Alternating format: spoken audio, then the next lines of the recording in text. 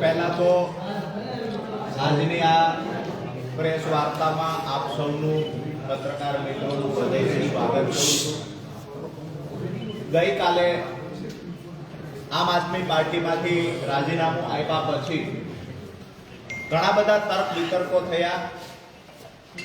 ઘણા બધા લોકોના મનમાં એક સવાલ હતો કે રાજીનામું શા માટે આપવામાં આવ્યું। ઘણા બધા લોકોએ સૂત્રો દ્વારા મળતી માહિતીઓ સાચી અને ખોટી ક્યાંક ને ક્યાંક પીરસવાના પ્રયત્ન પણ કર્યા। ક્યાંક ને ક્યાંક ખેડૂતોના મનમાં પણ એક શંકા ઉઠી ખરેખર વાસ્તવિકતા શું છે, શા માટે રાજીનામું આપવું જોઈએ। તો આજે પ્રેસ વાર્તાના માધ્યમથી આપ સૌના માધ્યમથી ગુજરાતના તમામ ખેડૂતો સુધી રાજીનામાના કારણો પહોંચાડવાના પ્રયત્ન કરવાના ભાગરૂપે આજે આપણે મળ્યા છે। ખાસ કરીને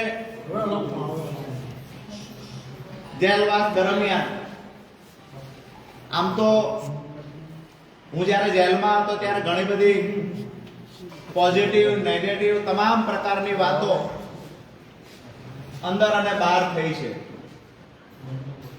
ક્યાંક ને ક્યાંક મૂળમાં જઈએ તો રાજુ કરપડાની શરૂઆત ક્યારથી થઈ તો 2017-18 થી ખેડૂત એકતા મંચના બેનર નીચે મેં જાહેર જીવનની શરૂઆત કરેલી। ત્યારથી ખેડૂતોના મુદ્દે લડવાનું ચાલુ કરેલું। 2021-22માં આમ આદમી પાર્ટીમાં જોઈન થયો, ત્યાં પણ ખેડૂતોના મુદ્દે જ હું લડીશ આવી શરતથી જોઈન થયેલો। 2025 ના એન્ડ સુધી એટલે કે હળદરની ઘટના સુધી આમ આદમી પાર્ટીમાં પણ રહીને ખેડૂતો માટે મેં કામ કરવાના તમામ પ્રયત્ન કર્યા।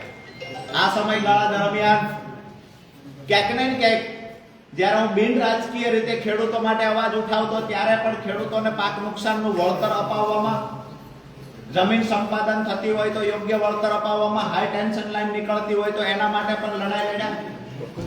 કચ્છમાં પણ લડ્યા છીએ, મોરબીમાં પણ લડ્યા, હળવદના ખેડૂતોને ન્યાય અપાવવા માટે લડ્યા, સુરેન્દ્રનગરના ખેડૂતોને 2018 થી 25 સુધીમાં પાક નુકસાનનું વળતર 5 વખત અપાવવામાં સફળતા મેળવી। મૂળી તાલુકામાં સિંચાઈનું પાણી સ્કાવરવાલ ખોલાવવા માટે સતત સંઘર્ષ કરી અને 3 વર્ષના અંતે સ્કાવરવાલ ખોલાવવામાં સફળતા મળી, જેના કારણે દર વર્ષે અત્યારે તળાવો ભરાય છે।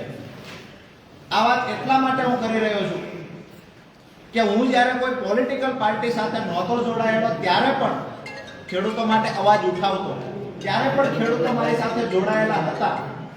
હું આમ આદમી પાર્ટીને મજબૂત બનાવવા માટે ક્યાંક ને ક્યાંક મને જે થયું કે કોઈ પાર્ટી સાથે હશું તો આથી પણ મજબૂતાઈથી લડાઈ લડી શકાશે, એટલા માટે આમ આદમી પાર્ટી સાથે હું 2022માં જોડાયો। પરંતુ 5 વર્ષના સંઘર્ષ પછી છેલ્લે જ્યારે હળદરની ઘટના ઘટી તો મને થયું કે ખરેખર દિવાળીએ ખેડૂતો, નવા વર્ષમાં જે ખેડૂતો જેલમાં હતા, ખેડૂતોની સાથે હું પણ જેલમાં હતો, કડદા પ્રથા નાબૂદ કરાવવાની લડાઈ, ક્યાંક ને ક્યાંક લડાઈમાં સફળતા મળી, પણ દુઃખ એ વાતનું થયું કે જો રાજુ કરપડા કોઈ પાર્ટી સાથે જોડાયેલો ન હોત, જો રાજુ કરપડા બિન રાજકીય રીતે આ લડાઈ લડ્યો હોત તો કદાચ 307 જેવી કલમ અંતર્ગત ગુનો દાખલ ન થયો હોત। ક્યાંક ને ક્યાંક મને એવું દેખાણું કે બે પાર્ટીઓની રાજકીય લડાઈમાં અમારા ખેડૂતો ભોગ બન્યા। દુઃખ ત્યારે થયું કે જ્યારે ખેડૂતો અંદર હતા, 68 ખેડૂતો જેલમાં હતા, એનો પરિવાર ખેડૂતોની રાહ જોતો। મને ખેડૂતો જ્યારે પૂછે કે રાજુભાઈ જામીન ક્યારે મળશે, ક્યારે અહીંથી છૂટશું, જ્યારે ખેડૂત પૂછતા ત્યારે આંખમાંથી આંસુ આવી જતા ક્યાંક ને ક્યાંક એ દુઃખ થતું હતું કે ખોટા કેસની અંદર 3 મહિનાની બદલે 3 વર્ષ રાજુ કરપડા અંદર રહેશે તો મંજૂર છે, પણ જે ખેડૂતોએ ક્યારે પોલીસ સ્ટેશન નહોતું જોયું એ ખેડૂતોએ જેલમાં જવું પડ્યું, અને એ ખેડૂતોની પાછળ જે મહેનત કરવાની વાત હતી એ ખેડૂતોને છોડાવવાની વાત હતી. તો જ્યારે આજે ઘણી બધી ગઈકાલથી હું જોઉં છું મીડિયા સામે આવીને સાફ સફાઈની વાતો આમ આદમી પાર્ટી દ્વારા પણ થઈ રહી છે. મારું સ્પષ્ટ રાજીનામું આપતી વખતે એક વાત હતી કે જે મોઢેથી પાંદ ચાવ્યા છે એ મોઢે કોલસો નથી ચાવવો. જે પાર્ટીને મજબૂત બનાવવા માટે થઈ અને ક્યાંક ને ક્યાંક મેં મારા પરિવાર કરતા, બાળકો કરતા વધારે સમય આપ્યો છે પાર્ટીમાં કે આમ આદમી પાર્ટીને મજબૂત બનાવી શકાય.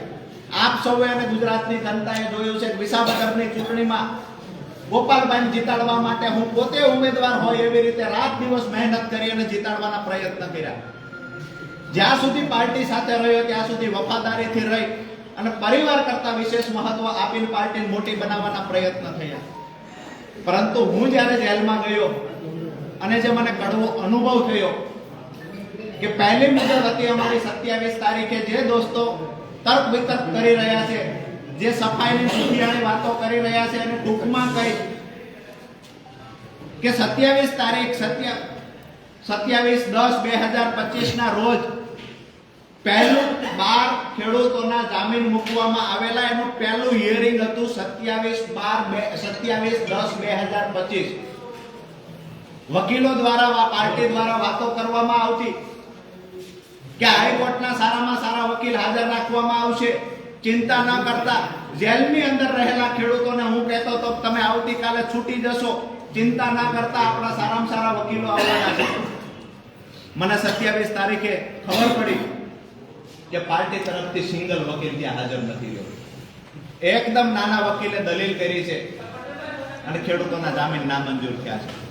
ખેડૂતોએ જ્યારે મને પૂછ્યું પાર્ટી તરફથી વકીલ હાજર હતો, હું ખેડૂતોને જવાબ નથી આપી શક્યો. એનાથી આગળ વાત કરીએ કે જ્યારે ભાવનગર વાળો કેસ અમારા પર થયો, ક્યાંક ને ક્યાંક રાજુ કરપડાને જેલમાંથી બહાર કઢાવવાની જગ્યાએ પ્રદેશમાં રહેલા 1-2 વ્યક્તિએ રાજુ કરપડાને વધારે સમય ફસાવવાના પ્રયત્ન કર્યા છે. મને ફસાવે એનાથી મને કોઈ દુઃખ નહોતું, અફસોસ નહોતો. કદાચ હું એમનો હરીફ બનીશ ભવિષ્યમાં આવું સમજીને ફસાવવાના પ્રયત્ન થયા, પરંતુ મારા ખેડૂતોને પણ મારો ગુસ્સો રાખીને, ખેડૂતોને પણ જેલમાં રાખીને, ખેડૂતો સાથે ક્યાંક ને ક્યાંક ગેમ થઈ હોય આવું જ્યારે દેખાણું, ત્યારે જેલમાં બેઠા બેઠા નિર્ણય કર્યો હતો કે આવનાર સમયમાં જે પણ કાંઈ થશે એ બિન રાજકીય રીતે મારાથી થશે એટલું કરીશું. અને જ્યારે પણ કોઈ એવું કહે છે કે ખેડૂતોનું અમે આ સારું કામ કરીએ છીએ, તો કોઈ પણ પાર્ટીના લોકો સારું કામ કરતા હશે, પછી સત્તામાં રહેલા લોકો હોય કે વિપક્ષમાં રહેલા લોકો સારું કામ કરશે તો એના જાહેર મંચ પરથી વખાણ કરીશું. મહત્વની વાત એ છે કે મારો વિડીયો જે મારી પર ભાવનગરમાં બીજો કેસ થયો, આ વિડીયો અમારી પાર્ટીના મહામંત્રીને માત્ર મેં આપેલો, ત્યારે કહેલું હાજર થતા પહેલા કે આ વિડીયો 31 તારીખે ચલાવવાનો છે એવી રીતે મારી પાસે માંગવામાં આવેલો. આજે હું એટલા માટે આ સફાઈ આપું છું કે સવાલો ઘણા બધા થાય છે પાર્ટી તરફથી. ગઈકાલથી ક્યાંક ને ક્યાંક મારા માટે નેગેટિવ ચલાવવાના પ્રયત્ન થાય છે. હું આજ પણ કહું છું કે હું મૂંગો બેઠો છું એટલું સારું છે. જો મારી જીભ ખુલશે, મારું મોઢું ખુલશે, તો લોકોને જવાબ દેવાના લાયક તમે લોકો નહીં. કારણ કે જે પણ મેં જેલમાં અનુભવ્યું એની સાથે સાથે જે પણ પાછળથી જે ગેમ થઈ છે એ ખરેખર ક્યારેય સ્વીકારી ન શકાય. પોતાના લોકો પાસે અપેક્ષા ન હોય એવી ગેમો થઈ છે પાછળથી. મેં જે વિડીયો આપ્યો હતો એ વિડીયો 31 તારીખે ચલાવવાનો હતો, એમાં પણ કાંઈ ભૂલો હોય તો એને એડિટ કરીને ચલાવવાનો હતો. એની જગ્યાએ 29 તારીખે વિડીયો રિલીઝ થઈ જાય છે, વાયરલ થઈ જાય છે. એ વિડીયો અંતર્ગત મારી પર ભાવનગરમાં ગુનો દાખલ થાય છે. એ ગુનો દાખલ થયા પછી મને 11/11/2025 ભાવનગર લઈ જવામાં આવે છે. ત્યાર પછી બીજા દિવસે મારા પરિવારને કહેવામાં આવે છે કે ગુનામાં જામીન મળી ગયા છે. હું સતત વારંવાર કહેતો રહું છું મને જામીન મળી ગયા હોય તો અહીંયા બીડો જમા કરાવો. મને 30/11 ખબર પડે છે કે એમાં જામીન નથી મળ્યા, પાર્ટી ખોટું બોલી રહી છે. મેં કહ્યું કે હવે ફરીવાર સેશનમાં જામીન મૂકો. સેશનમાં જામીન મૂક્યા. 4/12/2025 જામીન મૂક્યા. 4 મુદતો પડી 18 તારીખ સુધી, એટલા માટે કે અમારા તરફથી કોઈ વકીલ ત્યાં હાજર નહોતો. વિષય એ છે કે કાયદાની વાતો કરી, કાયદા કથાઓની વાતો કરી અને લોકોને સલાહ આપનાર વ્યક્તિ જ્યારે પાર્ટીના પોતાના પરિવારના લોકોને જ્યારે કાયદાકીય રીતે માહિતીની જરૂર હતી, કાયદાકીય સલાહની જરૂર હતી, ત્યારે મૌન થઈને બેઠા છે.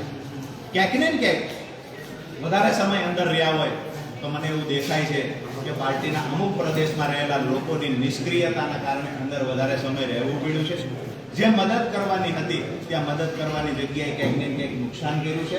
એટલે મેં નક્કી કર્યું છે કે બે રાજકીય પાર્ટીઓની લડાઈમાં ખેડૂતોના થતા કામ અટકી રહ્યા છે તો બિન રાજકીય રીતે ખેડૂતોની સાથે રહીએ અને આવનાર સમયમાં ખેડૂતોના કામ કરીએ. વિષય એ છે કે કોઈ લોકો ગઈકાલથી એવું પણ ચલાવે છે કે રાજુ કરપડા ઉપર કોઈ એક કેસ છે, બે કેસ છે, જેના કારણે રાજુ કરપડા ડરી ગયા. આ કેસ 10 વર્ષ જૂનો કેસ છે અને ત્યાર પછી હું જાહેર જીવનમાં આવ્યો ને ડંકાની ચોટ પર હળદરના કાર્યક્રમ સુધી હું લડ્યો છું. ક્યારેય મારા ચહેરા ઉપર કોઈ કેસનો ડર દેખાયો નથી અને જેલનો ડર નહોતો રાજુ કરપડાને પહેલા, નહોતો આવનાર સમયમાં. હું આજે પણ કહું છું કે જ્યારે ખેડૂતો પર અન્યાય થશે તો બિન રાજકીય રીતે આંદોલન રાજુ કરપડા કરશે. જ્યારે પણ ખેડૂતોનો અવાજ આવશે કે અહીંયા અમારે મદદની જરૂર છે, તેને ખંભે ખંભો આપવાની તૈયારી રાજુ કરપડાની છે. અને જે લોકોને ડર હતો કે આંદોલન દરમિયાન કેસ થશે, એ લોકો તો હળદળથી આવવાથી દૂર રહ્યા છે. અમે ખેડૂતોને કમિટમેન્ટ આપ્યું હતું હું હળદળમાં આવીશ અને હું એનકે